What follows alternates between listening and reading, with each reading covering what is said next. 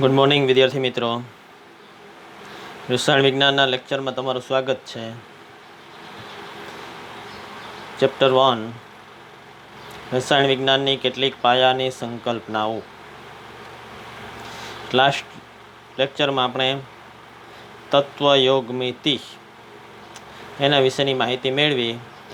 રાસાયણિક પ્રક્રિયાનું સંતુલિત સમીકરણ આપણી પાસે હોય તો એની મદદથી કઈ કઈ માહિતી મળી શકી. પ્રક્રિયક, નિપજ, પ્રક્રિયકના અણુની સંખ્યા, નિપજના અણુની સંખ્યા, પ્રક્રિયક કે નિપજના દળ, પ્રક્રિયક કે નિપજના કદ, પ્રક્રિયામાં કેટલા સંકળાયેલા છે તે વિશેની માહિતી મળી શકે. આને જ કહેવામાં આવે છે તત્વયોગમિતિ. હવે આપણે સમીકરણ સંતુલિત કરવાનું આગલા ધોરણમાં તમે શીખી ગયા છો. ફરીથી એક વખત પ્રયત્ન કરીએ. તમને અત્યારે 4 સમીકરણ આપવામાં આવેલા છે, એને સંતુલિત કરવાના છે. વિડીયો પુશ કરી નાખો, નોટમાં લખી લ્યો અને સંતુલિત કરો. સંતુલિત કર્યા પછી આગળ તમારે વિડીયો જોવાનો છે.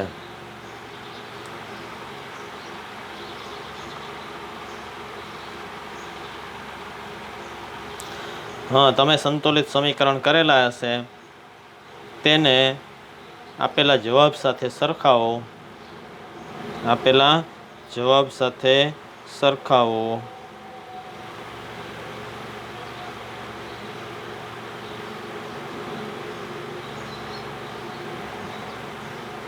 બરાબર છે કે નહીં? તમે સંતુલિત કરેલા સમીકરણ આપેલા જવાબ સાથે મેચ થાય છે કે નહીં?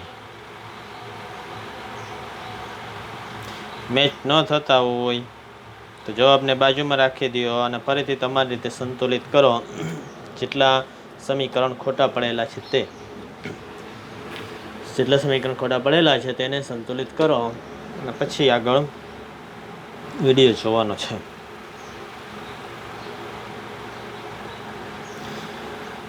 ચાલો, હવે સમીકરણ સંતુલિત કર્યા, તમે સરખાવ્યા અને સાચા પડ્યા એવી અપેક્ષા રાખીએ. સાચા ન પડ્યા હોય તો ફરીથી ચેક કરીને પ્રયત્ન કરવાનો છે. નેક્સ્ટ આગળ સીમિત પ્રક્રિયક. આજના લેક્ચરમાં આપણે સીમિત પ્રક્રિયક અને સીમિત પ્રક્રિયકને અનુસંધાને અને આગળ આપણે શીખી ગયા ગઈકાલે સમીકરણ સંતુલિત સમીકરણ આપેલું હોય તો એના ઉપરથી પ્રક્રિયક અને નિપજના કદ, દળ, મોલ એના વિશેની જે માહિતી મળે છે એને અનુરૂપ દાખલા છે, ઉદાહરણ સ્વરૂપે આપણે જોવાના છે પહેલાં. પછી સ્વધીમાં પાછળ આપેલા છે એમાંથી તમને એમ લાગે કે આ મને આવડે એવા છે, આવા સીમિત પ્રક્રિયકના કે તત્વયોગમિતિ આધારિત દાખલા, એ તમારે પ્રયત્ન કરવાનો છે. જે આપણે ચેપ્ટર પૂરું થઈએ ફરીથી શીખીશું કે તમને ગણવા આપીશું. હવે સીમિત પ્રક્રિયક. ઘણી બધી વખતે છે રાસાયણિક પ્રક્રિયાઓ કરવામાં આવે ત્યારે હાજર રહેલા પ્રક્રિયકોના જથ્થા, તેમાં હાજર રહેલા પ્રક્રિયકના જથ્થા સંતુલિત રાસાયણિક પ્રક્રિયાની ગણતરી પ્રમાણે હોતા નથી. પ્રક્રિયા કરવામાં આવે તો જે પ્રમાણે સંતુલિત સમીકરણ હશે એ પ્રમાણે જથ્થો છે એ લેવામાં આવેલો ન હોય. સામાન્ય રીતે પ્રેક્ટિકલી આપણે પ્રક્રિયા કરી ત્યારે એવું ન બને કે જે 2 પદાર્થનો જથ્થો લેવામાં આવેલો છે એ ઉપયોગમાં આવે છે એ પ્રમાણે પૂરતો લેવામાં આવેલો છે. એકાદો પદાર્થ વધુ હોય ને એકાદો પદાર્થ ઓછો હોય. આવા સંજોગોમાં એક પ્રક્રિયક બીજા પ્રક્રિયક કરતાં વધારે હોય છે.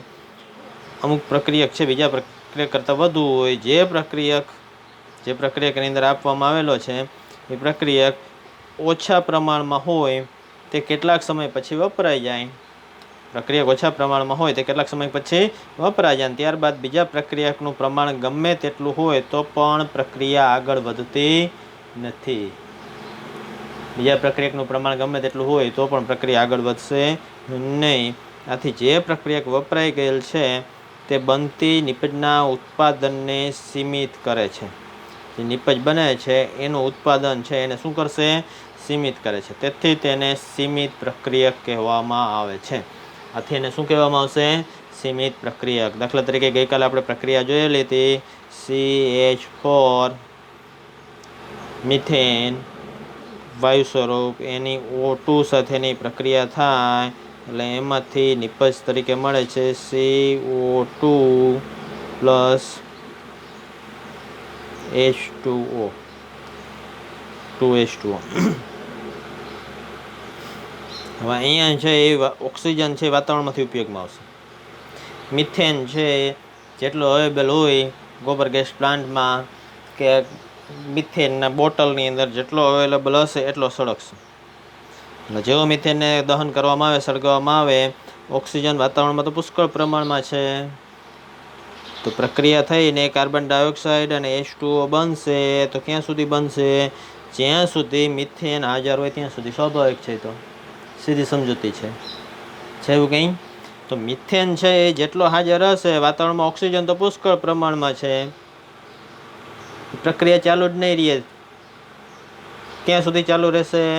જ્યાં સુધી મિથેન પૂરો ના થાય ત્યાં સુધી. એટલે ઓક્સિજન છે એ વધુ પ્રમાણમાં છે, મિથેન છે એ લિમિટેડ છે, ઓછા પ્રમાણમાં છે.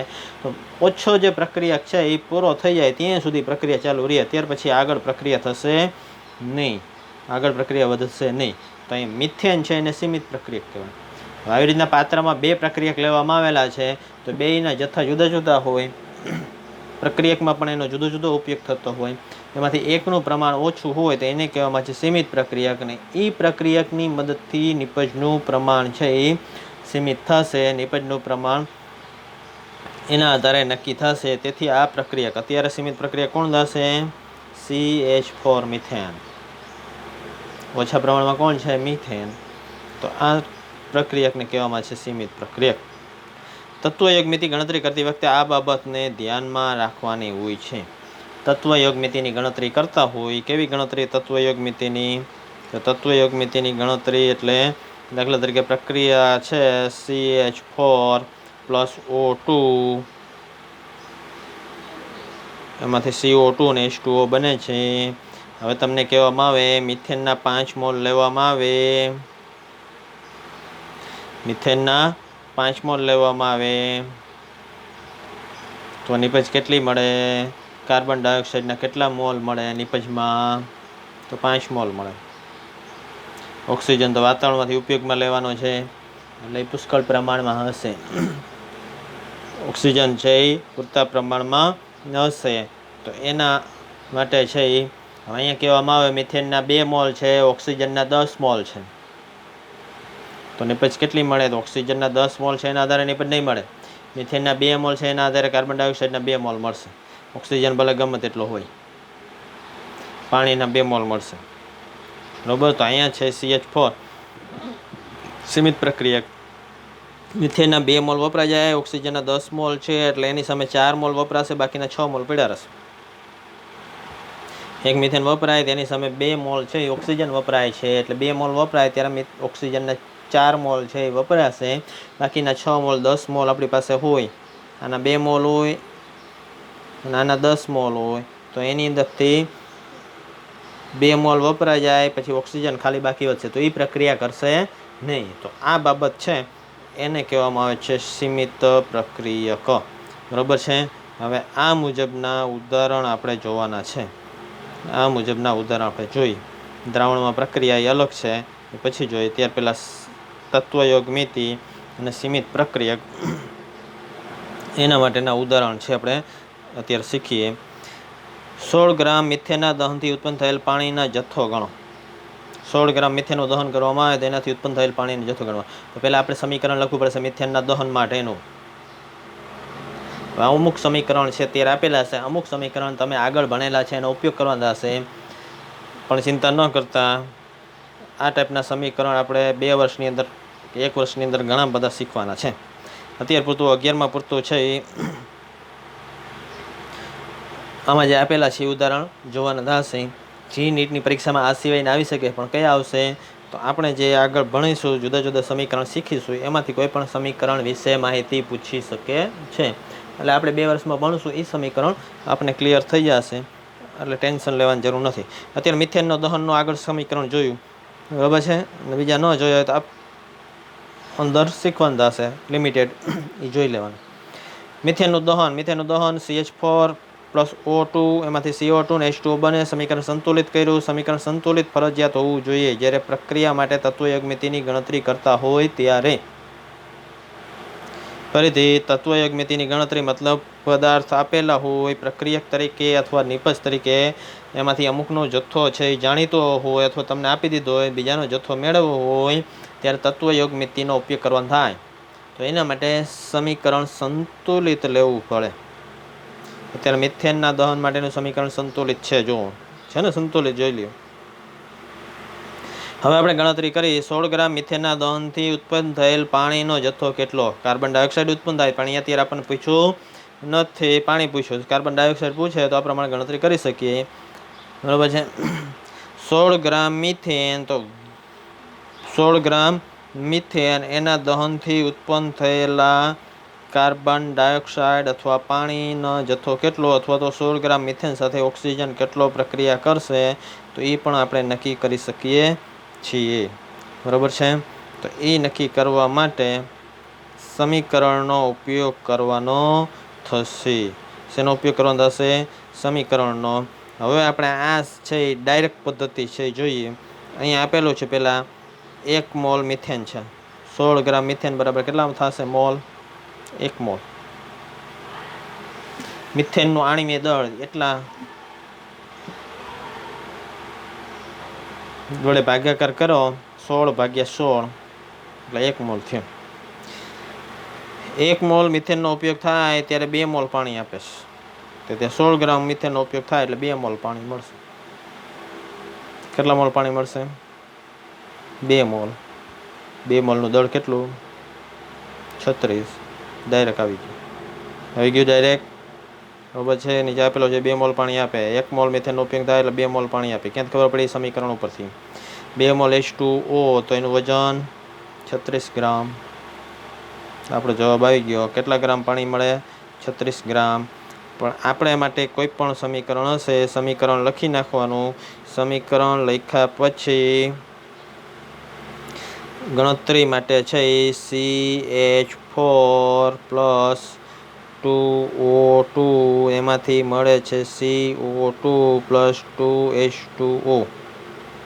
વજન આપેલું હોય તો વજનના આધારે નક્કી કરવાનું. ત્રિરાશિ આપણે મૂકતા હોય એ પ્રમાણે ડાયરેક્ટ નક્કી કરશું. વજન આપેલું છે તો વજનના આધારે આપણે નક્કી કરવાનું. મોલ આપેલા હોય તો મોલના આધારે ગોતવાનું થાય, તો મોલ પ્રમાણે નક્કી કરવાનું થશે, બરાબર છે. અત્યારે વજન 16 ગ્રામ મિથેન આપેલું છે, એના ઉપરથી પાણીનું વજન નક્કી કરવાનું છે. તો સમીકરણ ઉપરથી આપણને શું માહિતી મળે? મિથેન 1 મોલ છે, તો 1 મોલનું વજન તો એના આણ્વીય દળ જેટલું થાય. 2 મોલનું વજન તો આણ્વીય દળ ગુણ્યા 2, બરાબર છે. 1 મોલનું વજન કેટલું હતું પહેલાં નીચે લખી નાખી. મિથેન માટે 16 ગ્રામ, ગ્રામમાં બધું છે, અત્યારે ખાલી મેં 16 તમને બતાવ્યા છે, બરાબર છે. 16 છે એ બતાવેલા છે.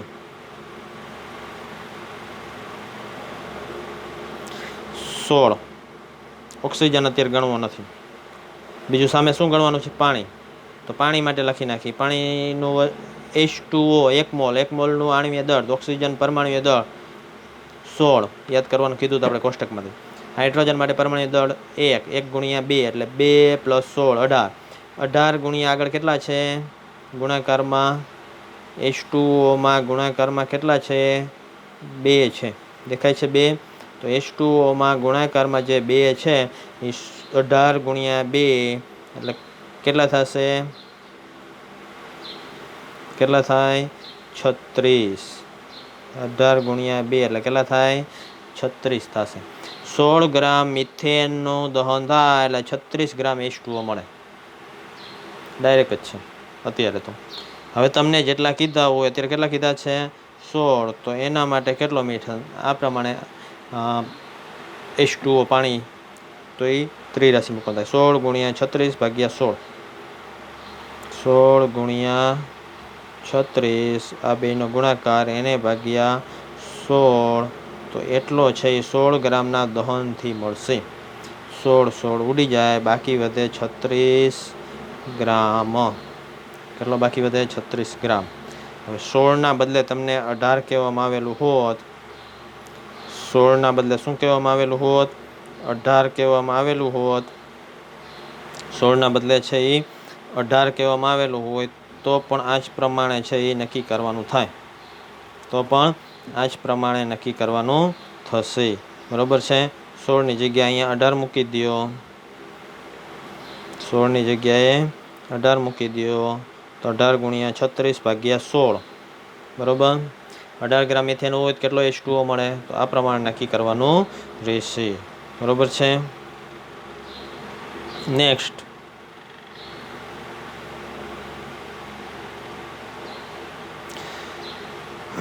દહન પ્રક્રિયાને અંતે 22 ગ્રામ કાર્બન ડાયોક્સાઇડ ઉત્પન્ન કરવા માટે કેટલા મોલ મિથેનની જરૂર પડી? મિથેનની દહન પ્રક્રિયા છે, 22 ગ્રામ કાર્બન ડાયોક્સાઇડ ઉત્પન્ન કરવો છે. કેટલા મોલ મિથેનની જરૂર પડી? કેટલા મોલ મિથેનની જરૂર પડે તો એ નક્કી કરવાનું છે. CH4 + O2 એમાંથી બનશે CO2 અને H2O. આ મિથેન દહન છે. શું થશે? મિથેનનું દહન. 22 ગ્રામ H2O મેળવવા માટે કેટલા મોલ મિથેનની જરૂર પડે? તો આપણે ફરીથી આગળ લખ્યું તો એ પ્રમાણે અહીંયા નીચે લખવાનું થાય. CH4 કાર્બન ડાયોક્સાઇડ 22 ગ્રામ આપેલો છે. 1 મોલ અહીંયા કાર્બન ડાયોક્સાઇડ. 1 મોલનું વજન કેટલું? આણ્વીય દળ જેટલું, 44 લખી નાખવાનું. લખ્યું? મિથેન સામે ગણવાનો છે તો મિથેનનો 1 મોલનું વજન 16. 44 હોય ત્યારે 16, 22 હોય ત્યારે કેટલો? 44 હોય ત્યારે CO2 44 હોય ત્યારે મિથેન CH4 છે એ 16 છે તો 22 એ કેટલું? ત્રિરાશિ મૂકવાની. શું કરવાનું થશે? ત્રિરાશિ મૂકવાની થશે. ફરીથી મિથેન CH4 અને કાર્બન ડાયોક્સાઇડ એની ગણતરી છે. કાર્બન ડાયોક્સાઇડના મોલ, એના ઉપરથી આણ્વીય દળ 1 મોલ છે તો આણ્વીય દળ 44. મિથેન માટે 16 જાણો છો. હવે કાર્બન ડાયોક્સાઇડ આપેલો છે 22, ત્યારે મિથેન કેટલો ગણવાનો છે? ત્યારે મિથેન કેટલો ગણવાનો? આ બેનો ગુણાકાર સામે ભાગ્યા 44. બરાબર? 44 એ 16 તો 22 એ કેટલા? 44 એ 16 તો 22 એ કેટલા? તો 22 ગુણ્યા 16 ભાગ્યા 44. 22 દુ 44. 22 દુ 44 તો 16 ભાગ્યા 2 એટલે કેટલા થશે? 8 ગ્રામ. કેટલું થયું? 8 ગ્રામ. 8 ગ્રામ મળેલું છે. 8 ગ્રામ તો એના મોલ કેટલા થાય? તો 16 ગ્રામે 1 મોલ તો 8 ગ્રામે કેટલા? 8 ગ્રામે કેટલા? એ પ્રમાણે. અથવા બીજી રીતે ફરીથી આપણને અત્યારે આપેલું છે એ પ્રમાણે CH4 કાર્બન ડાયોક્સાઇડ મિથેનનો 1 મોલ હોય ત્યારે કાર્બન ડાયોક્સાઇડના વજન કેટલું ઉપયોગમાં આવે છે? 44 ગ્રામ. તો મિથેનના 22 ગ્રામ હોય, કાર્બન ડાયોક્સાઇડના 22 ગ્રામ હોય ત્યારે મિથેનના મોલ કેટલા? તો 22 ગુણ્યા 1 ભાગ્યા 44. 22 ગુણ્યા 1 મોલ છે કાર્બન મિથેનનો ભાગ્યા 44. 22 દુ 44, 1/2 એટલે 0.5. આ પ્રમાણે પણ ડાયરેક્ટ ઉપયોગમાં લઈ શકાય. આ મોલ છે એટલે અહીંયા જવાબ શેમાં મળશે? મોલમાં. 44 ગ્રામ હોય વજન. એ 44 ગ્રામ ક્યાંથી આવ્યું? સમીકરણ ઉપર. સમીકરણમાં આણ્વીય દળ કાર્બન ડાયોક્સાઇડનું, એના પરથી ડાયરેક્ટ ઉપયોગમાં લઈ શકાય. બરાબર છે? લખવું હોય તો લખી લેજો વિડીયો પુશ કરીને. નેક્સ્ટ, 50 ગ્રામ નાઇટ્રોજન અને 50 કિલોગ્રામ નાઇટ્રોજન અને 10 કિલોગ્રામ હાઇડ્રોજનને NH3 મેળવવા માટે મિશ્ર કરવામાં આવેલા ઉત્પન્ન થયેલા NH3ની ગણતરી કરો.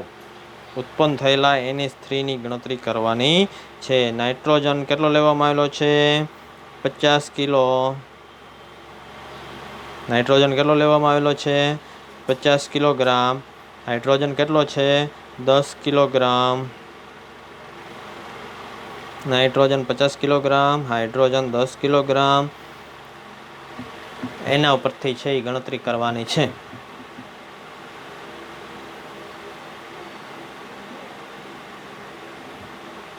ઉત્પન્ન થયેલા NH3ની ગણતરી કરો અને પરિસ્થિતિમાં NH3ના ઉત્પાદનમાં સીમિત પ્રક્રિયકને ઓળખી બતાવવું. કોને ઓળખવાનો છે? સીમિત પ્રક્રિયક છે એને ઓળખી બતાવવાનો છે અને કેટલો NH3 ઉત્પન્ન થયેલો છે તે પણ ગણતરી કરવાની છે. NH3 કેટલા ઉત્પન્ન થયેલા છે એ પણ ગણવાના છે. બરોબર છે. હવે અહીંયા છે એ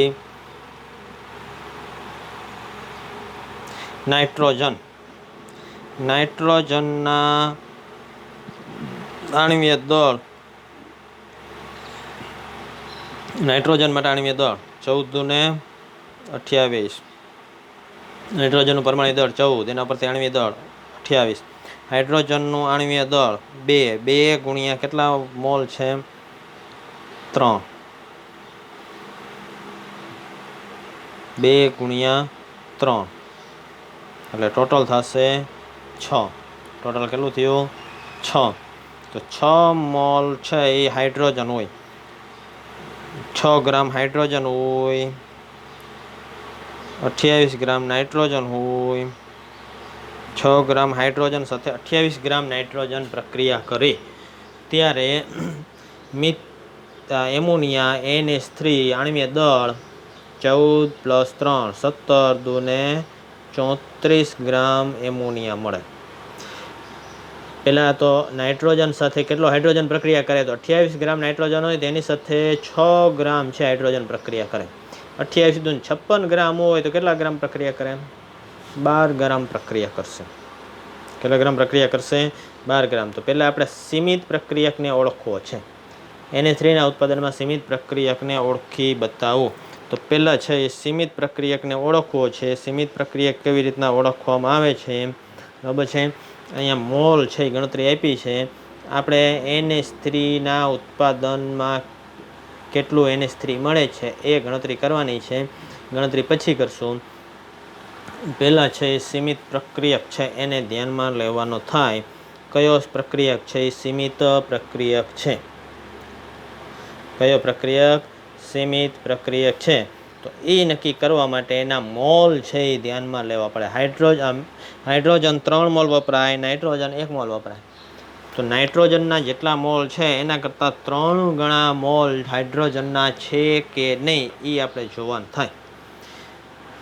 નાઇટ્રોજનના જેટલા મોલ છે એના કરતાં 3 ગણા મોલ હાઇડ્રોજનના છે કે નહીં. 3 ગણા કરતાં વધુ હોય તો નાઇટ્રોજન સીમિત પ્રક્રિયક, 3 ગણા કરતાં ઓછા હોય તો હાઇડ્રોજન સીમિત પ્રક્રિયક. બરાબર છે. તો એ મોલ ગણવા માટે નાઇટ્રોજનના મોલ કેટલા કિલોગ્રામ આપેલો છે? Nitrogen 50 kilogram. કેટલા કિલોગ્રામ આપેલો છે? 50 કિલોગ્રામ. 50 ગ્રામ નથી આપ્યું, 50 કિલોગ્રામ. તો 50 કિલોગ્રામને ગ્રામમાં ફેરવવા માટે ગુણ્યા 1000. ડાયરેક્ટ ફરી જશે ગ્રામમાં. હવે એ 50 કિલોગ્રામ છે એના મોલ નક્કી કરવા છે તો 50 ગુણ્યા 1000, 50,000 એને ભાગ્યાનું આણ્વીય દળ 28.09 પરફેક્ટ ચોક્કસ લીધેલું છે એટલે એના મોલ મેળા 17.86 એને ગુણ્યા 10⁻² કે 1786.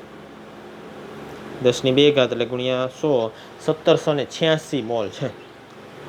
હાઇડ્રોજનના મોલ તો હાઇડ્રોજન 10 કિલોગ્રામ છે એને ગુણ્યા 1000 એટલે 10,000 એને ભાગ્યા 2.016 આણ્વીય દળ, હાઇડ્રોજન માટેનું આણ્વીય દળ એટલે એના ઉપરથી એના મોલ મેળા 4.96 ગુણ્યા 10⁻³ એનો મતલબ થયો 4.96 એને ગુણ્યા 1000 એટલે 4960. 4960 આના મોલ મળેલા હતા 1786. બરાબર છે. હવે અહીંયા પ્રક્રિયક ઉપરથી જુઓ. પ્રક્રિયામાં NH3ના 1 મોલ હોય ત્યારે હાઇડ્રોજન કેટલા મોલ પ્રક્રિયા કરશે? 3 મોલ. મતલબ છે એ એક અણુ નાઇટ્રોજનનો પ્રક્રિયા કરે સામે 3 અણુ હાઇડ્રોજનના જરૂર પડે. 1786 મોલ નાઇટ્રોજનના હોય તો એના કરતાં 3 ગણો હાઇડ્રોજન જોઈએ. દાખલા તરીકે અત્યારે 1786 અંદાજિત 1800 લ્યો. 18 તેરીને 5400 મોલ હાઇડ્રોજનના વપરાય છે, એટલા નથી. 18 નો ગણો, 17 ગણો, એના 3 ગણા, 77 51 5100 મોલ, 1700 મોલ ગણો, અંદાજ પહેલાં લગાવી છે. પરફેક્ટ મેળવવા માટે 1786 ગુણ્યા 3 કરો, એટલા મોલ હાઇડ્રોજનના જરૂર પડે, તો એ 4960 કરતાં વધુ આવશે. કેમ કે 1700 ગુણ્યા 3 કરો તો એ આના કરતાં વધી જશે. 77 51 5100 તો એ વધી ગયા છે. એનો મતલબ એવો થયો આ ઓક્સિજન હાઇડ્રોજન ઓછો છે. પ્રક્રિયામાં નાઇટ્રોજન જેટલો વપરાય છે એની સાપેક્ષમાં હાઇડ્રોજન ઓછો છે. 1786 ગુણ્યા 3 કરો, જેટલા મળે છે એ આના કરતાં જવાબ વધુ મળ્યો, તો એનો મતલબ વધુ હાઇડ્રોજન જરૂર પડે, પણ એ હાઇડ્રોજન વધુ નથી, ઓછો છે. જેટલો વપરાય છે પ્રક્રિયામાં એના કરતાં ઓછો છે. તો 1786ની સાપેક્ષમાં 1786 ગુણ્યા 3, તો એની સાપેક્ષમાં આપણી પાસે હાઇડ્રોજન હોવો જોઈએ. પ્રક્રિયામાં કેટલો વપરાશે? તો 1786 ગુણ્યા 3 કરો એટલે જવાબ આવશે 5358 મોલ આપણી પાસે હોવો જોઈએ. પરંતુ એ 5358 નથી. કેટલો છે? 4960 મોલ છે. મતલબ એ ઓછો છે, લગભગ 398 જેટલો છે, એ ઓછો છે. તો આ પ્રક્રિયક છે એ સીમિત પ્રક્રિયક થયો. કયો? હાઇડ્રોજન. કયો સીમિત પ્રક્રિયક થયો? હાઇડ્રોજન. એટલે આપણા માટે હાઇડ્રોજન છે ઓછો છે. હવે હાઇડ્રોજનને ધ્યાનમાં લઈને મિથેનની એમોનિયાની ગણતરી કરવી પડી. આપણી પાસે હાઇડ્રોજન કેટલો અવેલેબલ છે એના આધારે છે એ એમોનિયાની ગણતરી કરવી પડે. જ્યારે 6 ગ્રામ હાઇડ્રોજન વપરાય ત્યારે 34 ગ્રામ એમોનિયા છે એ ઉત્પન્ન થાય. તો આપણને કેટલો આપેલો છે? 6 ગ્રામ નથી આપ્યો, 1000 ગ્રામ. 1 કિલો માટે, 10 કિલો માટે 10,000 ગ્રામ આપેલો છે. કેટલા કિલોગ્રામ આપેલો છે? 10 કિલોગ્રામ હાઇડ્રોજન છે. 10 કિલોગ્રામ માટે 10,000 ગ્રામ હાઇડ્રોજન હોય તો કેટલા ગ્રામ એમોનિયા મળે? 10,000 ગુણ્યા 34 ભાગ્યા 6. 10,000 ગુણ્યા 34 ભાગ્યા 6, એટલા ગ્રામ છે એ આપણને એમોનિયા વાયુ છે નિપજ તરીકે મળે. ગણતરી કરો તમે.